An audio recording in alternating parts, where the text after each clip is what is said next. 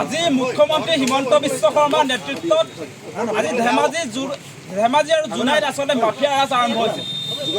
আজি অসম আৰক্ষীয়ে একাংশ দুষ্কৃতিকাৰীক লগত লৈ তেওঁলোকে মাফিয়া ৰাজ আৰম্ভ কৰিছে। তেওঁলোকে দুৰ্নীতিৰ বিৰুদ্ধে অৱস্থান কৰা মানুহৰ বিৰুদ্ধে হত্যা ষড়যন্ত্ৰত লিপ্ত হৈছে।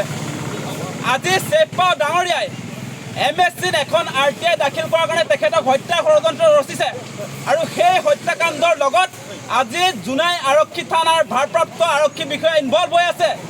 আজি যিটো সময়ত তেখেতক দুষ্কৃতিকাৰীৰ নাম সহ FIR দাখিল কৰা হ'ল, তাৰ পাছতো আচলতে দুষ্কৃতিকাৰীৰ বিৰুদ্ধে কোনো ধৰণৰ একশ্যন নলয়। তাৰ মানে এটা কথা স্পষ্ট হৈছে, এই হত্যাকাণ্ডৰ লগত এই হত্যাকাণ্ড সংঘটিত কৰিব বিচৰা এই কাণ্ডৰ লগত ডেফিনেটলি অসম পুলিচ, ধেমাজি আৰক্ষী আৰু জোনাই আৰক্ষী ইনভলভ হৈ আছে।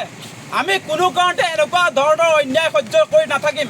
আমাৰ স্পষ্ট কথা, আমাক এই যি অন্যায় ইয়াৰ সুবিচাৰ লাগিবই। কি হৈছে হিমন্ত বিশ্ব শৰ্মা, আপুনিতো বহুত ডাঙৰ ডাঙৰ লেকচাৰ দি থাকে। আপুনি অসমততো পুলিচক সাংঘাতিক ধৰণে আচলতে অপৰাধীৰ বিৰুদ্ধে একশ্যন ল'বলৈ কয়। আজিৰ দিনটোত আপোনাৰ সেই একশ্যন ক'ত গ'ল? আজি জোনাই অঞ্চলত অপৰাধীয়ে দপদপাই ঘূৰি ফুৰিছে। আৰক্ষীৰ নাকৰ তলতে তেওঁলোকে ঘূৰি ফুৰিছে দপদপাই। কি শক্তিত বলিয়ান হৈ আছে অপৰাধী? আজি কি শক্তিত বলিয়ান হৈ আছে?